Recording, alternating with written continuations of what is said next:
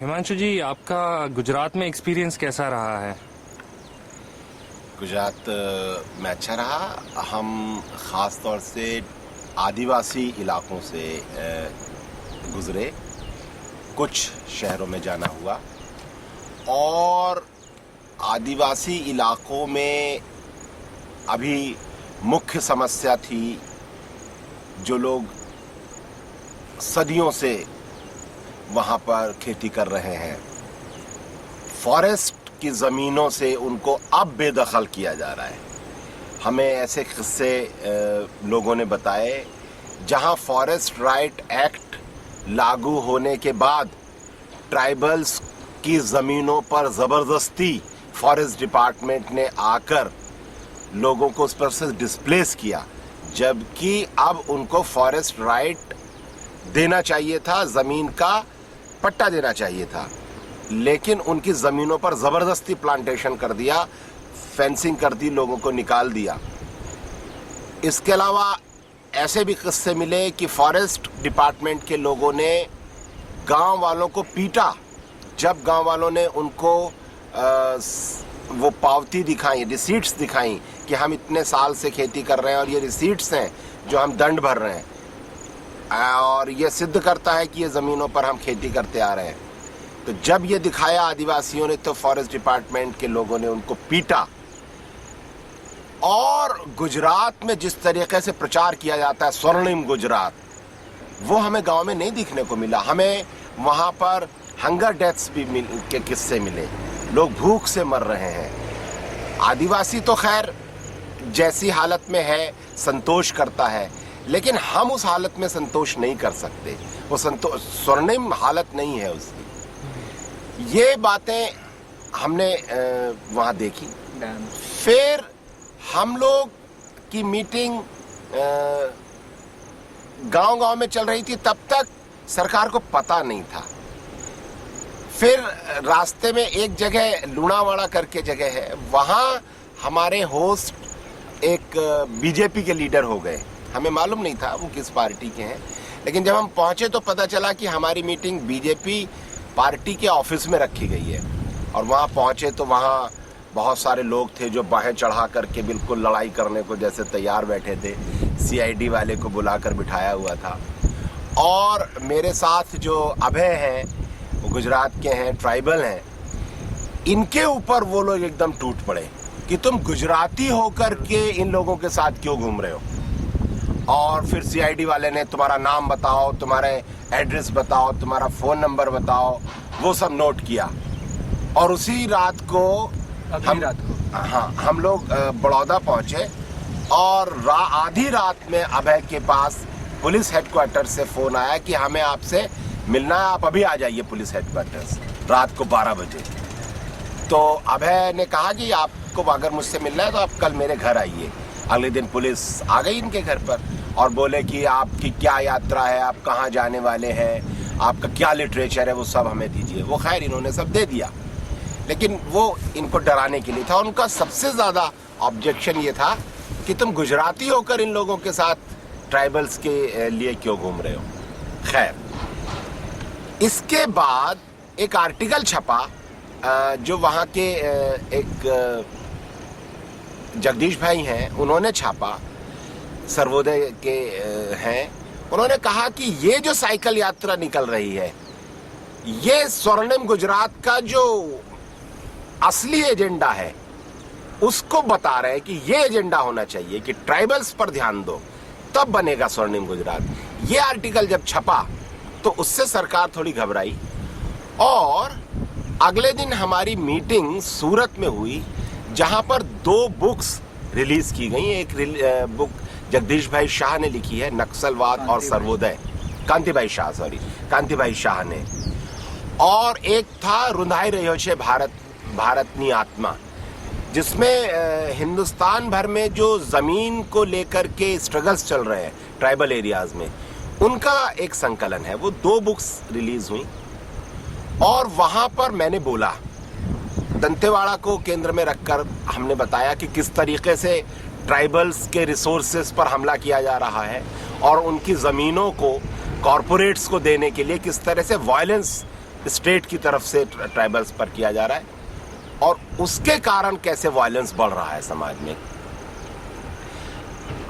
इत्तेफाक से पहली बार गुजरात में ये एस्पेक्ट अखबारों ने कवर किया और अगले दिन अखबारों में छपा कि अगर जबरदस्ती जमीनें ली जाएंगी तो उससे नक्सलवाद और बढ़ेगा।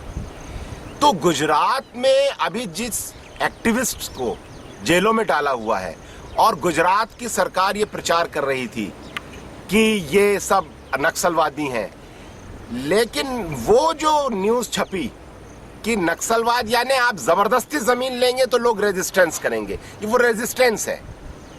तो उससे सरकार का सारा बनाया हुआ जो एक माहौल था, वो प्रोपेगेंडा था, वो टूट गया।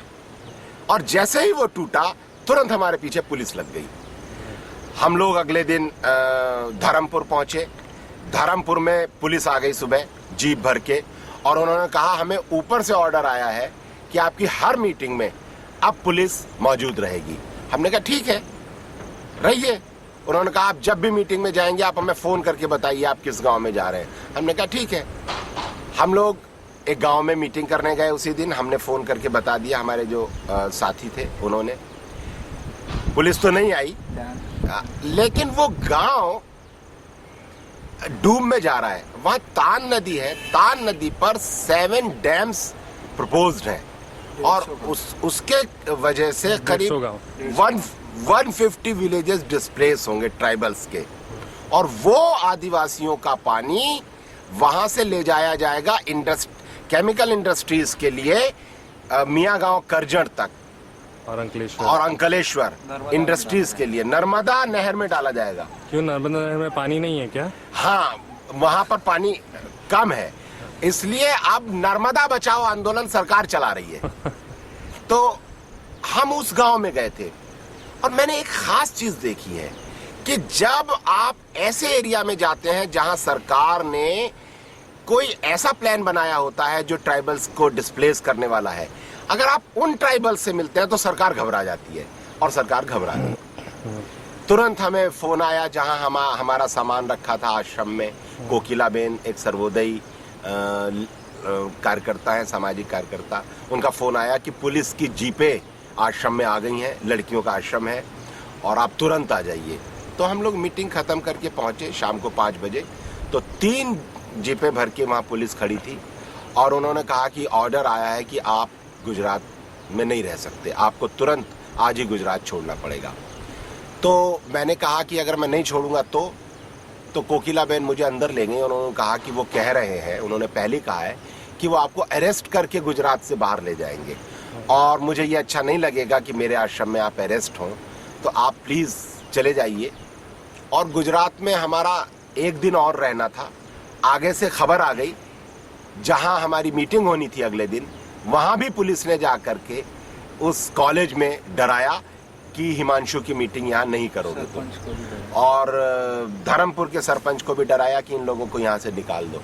तो इस तरह से पुलिस ने वहाँ हमारी आगे के सारे आयोजन रद्द करवा दिए थे। तो हमने कहा कि ठीक है। और उन्होंने ऐसा बहाना बनाया कि दंगे होने की आशंका है, जबकि हम घूम रहे थे और हमें ऐसा कुछ भी लगा नहीं। लोग हमारे मीटिंग में आ रहे थे और वो अपनी मर्जी से ही आ रहे थे, कोई विरोध किसी प्रकार का वहाँ पे था नहीं। और हमने कहा कि हमारे कारण अशांति कैसे होगी? हम ना तो कोई जुलूस निकाल रहे हैं, ना हम लोग कोई नारेबाजी कर रहे हैं, हम तो चुपचाप आदिवासियों से बात कर रहे हैं शांतिपूर्वक, उसमें क्या दंगे हो जाएंगे? लेकिन पुलिस ने कहा कि नहीं।